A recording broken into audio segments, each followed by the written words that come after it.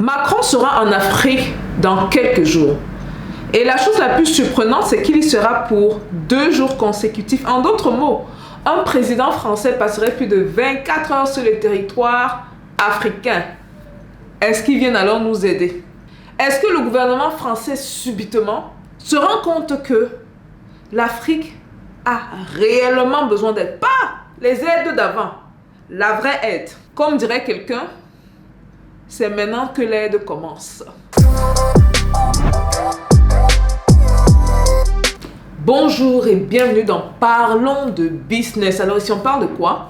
On parle de business, on parle d'opportunités d'affaires, on parle d'argent, et on parle de tout ce qui peut faire grossir ton compte bancaire. Donc si tu n'es pas encore abonné sur cette chaîne, prends le temps de cliquer sur s'abonner parce que dans cette vidéo, je prends le temps de partager avec vous plus de 20 ans d'expérience. Un sage disait: les personnes intelligentes apprennent de leurs erreurs, mais les personnes sages apprennent des erreurs des autres. Dans les vidéos tournent d'habitude autour de certains thèmes, la plupart du temps des thèmes entrepreneuriaux. Sous la chaîne, comme plusieurs fois par email, on a reçu à date des centaines de témoignages, des vidéos qui ont pu débloquer des situations dans leur vie, des gens qui sont lancés en business, qui ne faisaient rien, qui font présentement des centaines de milliers de francs CFA ou même des dizaines de milliers d'euros par mois ou de dollars par mois, et c'est fantastique. Plus du quart qui regardent les vidéos ne sont pas abonnés. En d'autres mots, sur cette chaîne, on aurait déjà dû être un peu plus de 800 000 abonnés. Donc prenez le temps de vous rassurer que vous ne manquez aucun épisode.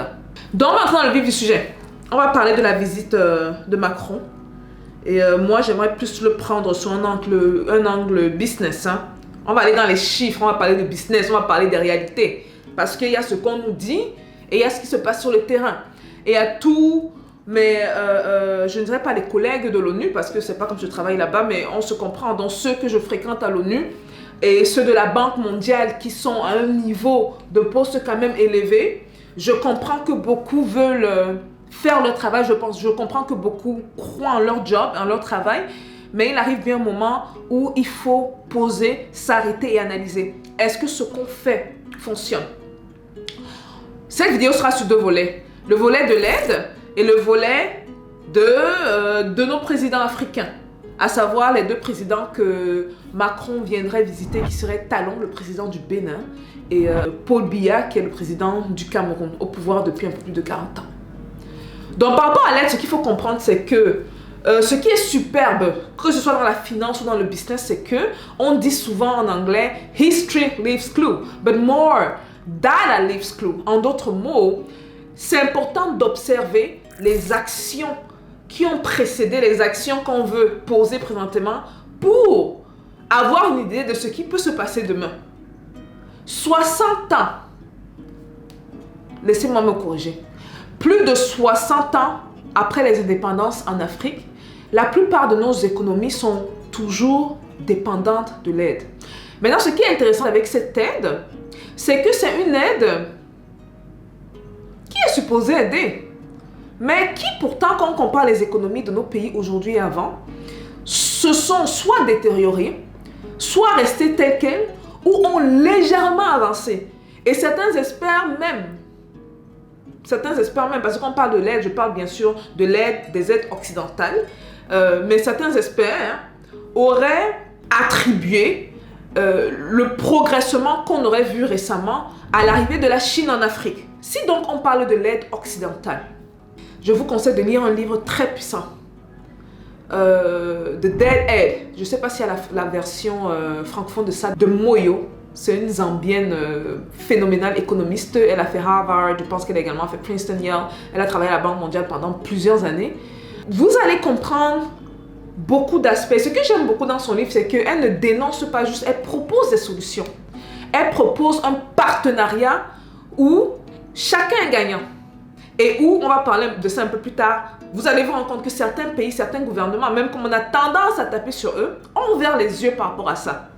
Et quand je dis ouvert les yeux par rapport à ça, c'est, en d'autres mots, dans les faits, on se rend compte que certaines actions ont été prises, comme c'est le cas du Cameroun. On va parler de ça un peu plus tard. Mais ce que je veux dire ici, c'est que si l'Occident veut vraiment aider l'Afrique, il faut que ce soit une aide saine. Et ce qu'il faut qu'on garde en tête, c'est que l'aide permanente n'a jamais aidé qui que ce soit. Il y a eu des exceptions d'aide, mais c'est des aides ponctuelles. On aide une ou deux fois. Plusieurs fois à l'ONU, j'ai vu des membres qui représentent certains gouvernements venir supplier et demander l'argent. Mais ce qui est intéressant, c'est qu'une fois qu'ils reçoivent cet argent, l'argent finit dans les poches des gens. C'est pour ça que souvent, personnellement, moi je parle souvent de problèmes de bonne gouvernance dans nos États. Et dans nos États, ce qui est également superbe, c'est le fait qu'il y ait des gens bien intentionnés. Mais les vers qui sont dans la pomme là pourrissent toute la pomme entière. Et ça nuit l'image du pays, l'image des gouvernements. Mais on va arriver là, je suis un peu émoustillée. On est au niveau des aides.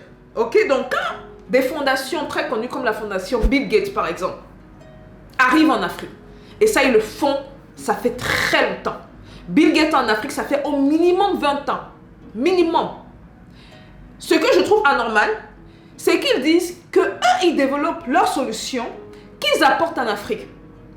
Quelqu'un qui veut vraiment entrer dans un partenariat gagnant-gagnant et qui veut aider par exemple. Donc quand Bill Gates vient ici avec les médicaments et tout le reste, on va sauver les enfants africains et ils oublient leurs enfants là-bas parce que tout n'est pas beau hein, aux États-Unis là. C'est un pays où je vis, donc je connais les réalités de ce pays-là. On oublie les autres que oh là, les enfants noirs ont soudainement besoin de plus d'aide. Pourquoi ne pas plutôt investir cet argent dans la pharmacopée? Parce que l'Africain croit en ce qui est naturel. L'Africain a des... Et vous m'arrêtez si vous n'êtes pas un de ces Africains-là, mais je dirais la plupart des Africains ont tendance à rebuter tout ce qui est chimique, tout ce qui est travaillé. L'Africain moyen veut les solutions naturelles. Pourquoi donc dans ce cas-ci, on ne proposerait pas un modèle où au lieu de développer des solutions synthétiques de l'autre côté, on viendrait plutôt investir dans les industries de pharmacopée dans nos pays africains? Ça, c'est une aide. Je ne vais pas entrer dans les détails de parfois des conditions que le FMI pose quand il nous donne cette aide, entre guillemets, parce que très souvent, c'est quand même assez malsain, si on doit se dire les choses en vrai. Et je vous ai dit, nous sommes, nous, une génération décomplexée, donc on n'a pas peur de parler. On le fait avec respect, mais on le dit. De toute façon, je parle ici, c'est comme ça que je parle à l'ONU. Hein. Dans cette vidéo, si j'ai décidé de parler, comme quand les caméras me regardent à l'ONU, là, je dis les vérités. Je n'insulte pas, je ne leur dis pas ou quoi que ce soit. On propose des solutions. Je vous ai pris l'exemple de la fondation de Bill Gates. Et des solutions qui, dans certains autres pays, ont fonctionné. Pourquoi est-ce que quand on vient en Afrique, on aurait une attitude paternaliste où l'Africain ne peut pas penser par lui-même? Ce même Africain qui existe sur Terre bien avant les autres. En d'autres mots, le grand frère là, ne peut pas penser mieux que ceux qui viennent, qui sont venus après. Je veux pas entrer dans la conception de race, mais on va se comprendre. Donc l'aide à date, si on doit vraiment rentrer dans les données, l'aide n'a pas aidé l'Afrique à s'améliorer. Est-ce que ce sont des problèmes de mauvaise gouvernance? Sûrement, il y a une part de ça dans ça, on doit être vrai, on doit être vrai. Mais dans le même temps, quand un modèle ne fonctionne pas, il ne faut pas continuer à appliquer ce modèle. Il faut essayer de le changer. Oui, il faut essayer d'écouter les solutions locales. Parce que très souvent, on oublie le contexte sociopolitique et même parfois socioculturel des pays dans lesquels on essaie d'apporter cette aide. Ça ne fonctionne pas. Et si ça n'a pas fonctionné dans le passé, ça ne va pas fonctionner demain. Donc si Macron, pour revenir à lui, vient nous proposer une aide, que sais-je, en armement, je prends un exemple, hein, parce qu'on connaît les réalités de nos pays. Si donc Macron veut venir nous aider avec ce genre de solution, Macron, mon message pour toi est très simple. Hein. Pourquoi ne pas former les Africains au lieu de venir proposer des armements afin qu'on nous paye? Ça, c'est l'aide. On vient former les Africains afin que ces derniers sachent comment eux-mêmes ils puissent produire ces armes-là. Ok? Afin que la prochaine fois, on n'ait pas besoin de vous. Mais la vraie question est la suivante. Est-ce que donc, vous voulez vraiment vous séparer de vos anciennes colonies? Ça, c'est la question. Et quand je parle même de colonies, c'est un mot, il ne faut même pas utiliser ça. Parce que la barbarie, je dirais de vos anciennes victimes, de votre barbarie, ça c'est ce qu'on devrait dire. Donc ça c'est la partie aide, ça ne fonctionne pas. L'aide n'a pas fonctionné dans le passé, l'aide ne fonctionnera pas dans le futur, aussi simple que ça. Là maintenant on va basculer du côté des chefs d'État. Macron vient visiter le président béninois, excellent entrepreneur, talent.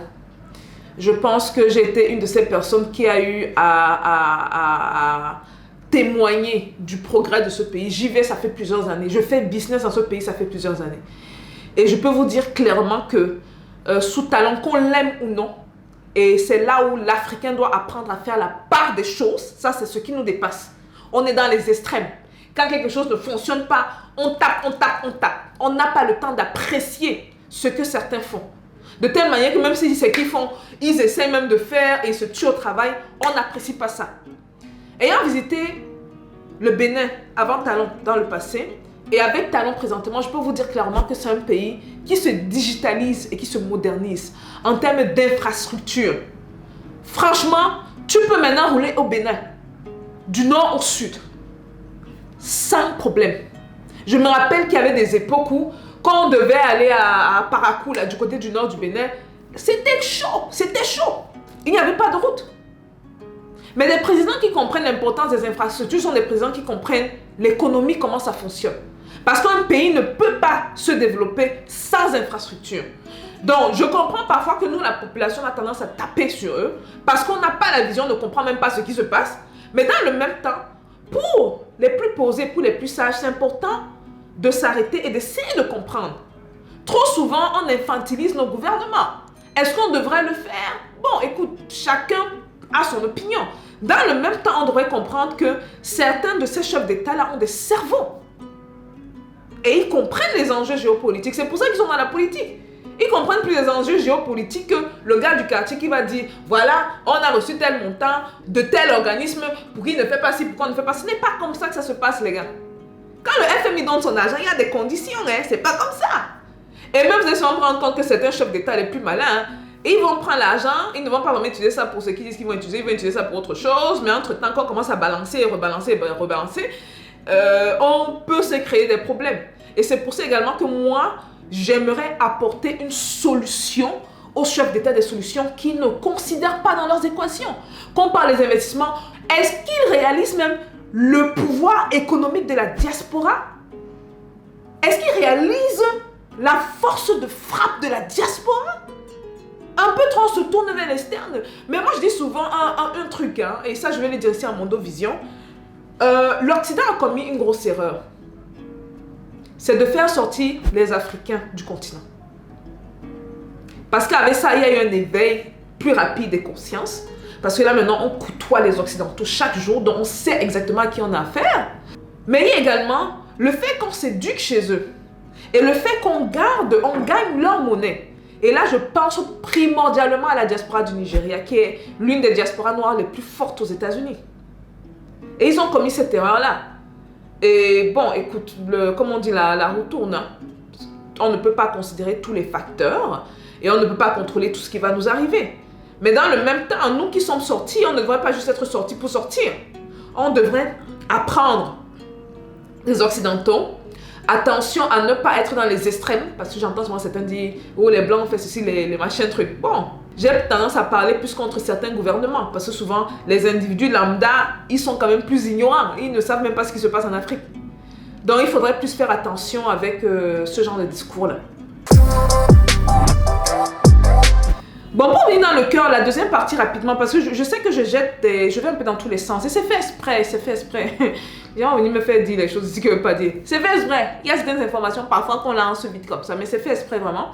Mais c'est pour dire que Macron a visité deux présidents importants de l'Afrique. J'ai pris l'exemple du Bénin. Je pense que dans une des premières vidéos sur la chaîne, j'étais repartie au Bénin pour...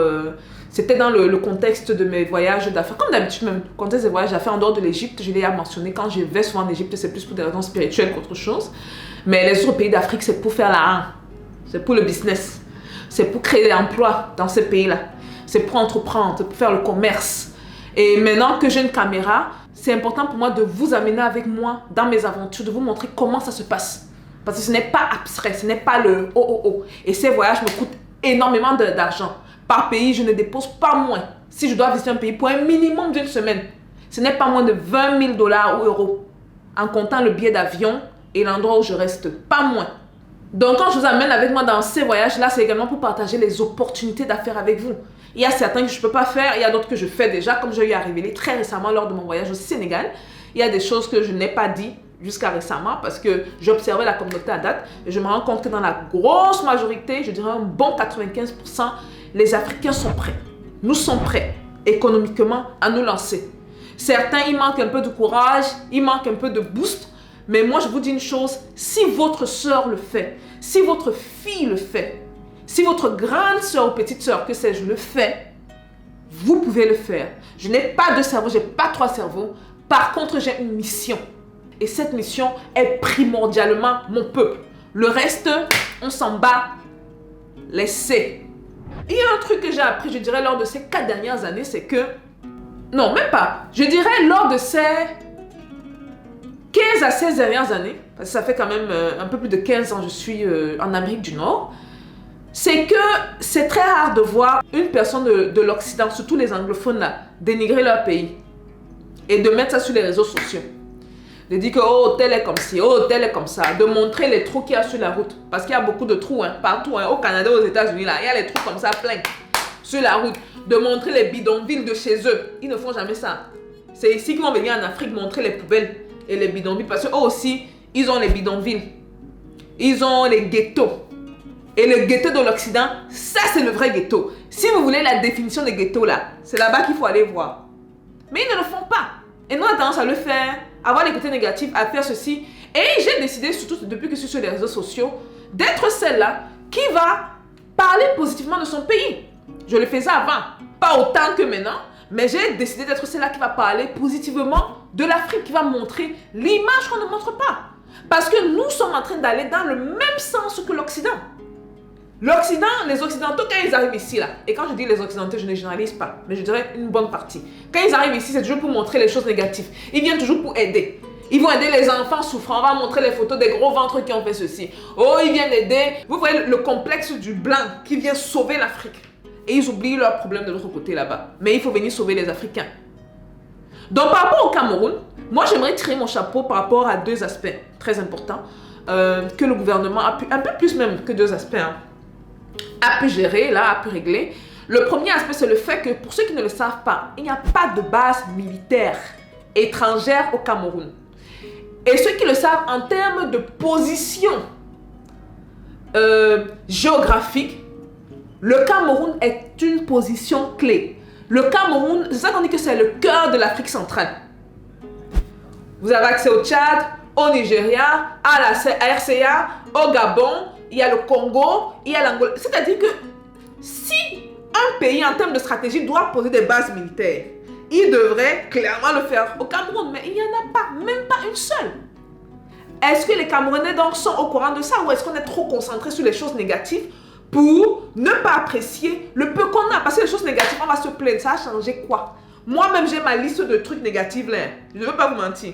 Mais dans le même temps, je dis que bon, voici la liste que tu as depuis plusieurs années, ça a changé quoi? Ça n'a rien changé. Ce qu'on a, c'est certaines actions stratégiques que certains gouvernements ont mis en place, dont on apprécie et on essaie de pousser notre pays. Parce que si nous-mêmes, on ne nous pousse pas et on ne présente pas l'image positive, vous savez ce qui va se passer? On tire notre pays vers le bas. Et on fait le sale boulot pour les gouvernements qui ne veulent pas voir l'Afrique progresser. Donc il y a ça, de deux. Est-ce que vous saviez que la Russie, bon ça les Camerounais la plupart le savent, mais les autres Africains je ne suis pas sûre. Est-ce que vous saviez que le Cameroun a des accords militaires avec la Russie? Et ces accords ont été passés, ça fait un bon bout de temps. En plus de ça, est-ce que vous savez que la Chine est le premier partenaire, ou devrais-je dire, parce que les statistiques sont un peu mêlées là, un des premiers partenaires en business. Donc j'espère qu'on a vraiment des gouvernements assez éveillés. Je pense à travers les actions de certains gouvernements, on peut voir qu'ils ne sont pas totalement endormis, contrairement à ce que certains peuvent penser. Maintenant, il faut jouer le jeu. N'oublions jamais qu'il faut jouer le jeu. Quand on n'a pas les moyens de notre politique, on ne peut pas aller fronter des gens qui peuvent créer des guerres ici et faire éradiquer des millions d'Africains en quelques mois comme ça. Créer des polémiques. Se servir de nos différences et de dire que toi tu es de telle tribu, toi tu es de telle tribu, tel n'aime pas telle tribu. Oh, clash et c'est fini. J'ai bien aimé cette phrase de... Je sais pas qui a dit cette phrase là. Attendez, je vais vous la lire là. Qui disait que... La guerre est une stratégie ingénieuse afin de faire se massacrer les gens qui ne se connaissent pas au profit des gens qui se connaissent.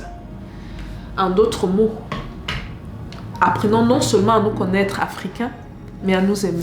Nous sommes la vache à lait, clairement. Donc, pour ceux qui regarderaient cela, moi, je vous dirais, par rapport à la visite de ce monsieur-là, qui vient ici en Afrique, gardons, s'il vous plaît, les intérêts de notre peuple à cœur. Je sais que souvent, en jeu de stratégie, ce n'est jamais une ligne toute droite. On ne va jamais dire non, donc on va peut-être dire oui. Et dans le oui qu'on va dire, parce qu'on ne veut pas offusquer l'autre, on ne veut pas créer d'autres guerres et quoi que ce soit, on va essayer de bifurquer, de jouer. Mais je peux vous rassurer, mes chers membres du gouvernement, que nous sommes à une nouvelle ère. Avec l'arrivée de l'Internet, avec l'interconnectivité, les jeunes Africains sont plus éveillés. Et gardez ça en tête. Ayez le courage pour vos gens. Quant à ceux qui vont regarder cette vidéo, dites-moi ce que vous pensez de la visite de Macron. Est-ce que vous pensez qu'il est vraiment là pour aider? Ou est-ce que vous pensez qu'il est juste là pour les intérêts de la France parce qu'il est en train de sentir que la corde qu'ils ont mis autour de notre cou est en train de lâcher prise? Vous voyez, la RCA a trouvé des alliés, le Mali a trouvé des alliés, le Burkina est en train d'aller dans ce sens. Est-ce que ce serait le début de la grande révolution africaine? Là est la question. N'oubliez pas de vous abonner, bien sûr, pour du contenu d'excellente qualité parce qu'ici, j'apporte mon expérience. Je vous parle souvent de plus de 20 ans. Si vous dites même le nombre d'années, je suis en business, beaucoup auront du mal à croire. Plus de 20 ans, ce sont des erreurs à éviter, ce sont des choses stratégiques à faire dans vos business. Ce sont des petits tips, des petits conseils à appliquer afin d'augmenter vos revenus. Et ça, c'est pas sur les livres que j'ai lus ou les on dit, c'est par pure expérience. Donc, n'oubliez pas de vous abonner, de cliquer sur la cloche de notification. Et je vous attends dans la prochaine vidéo. Peace out.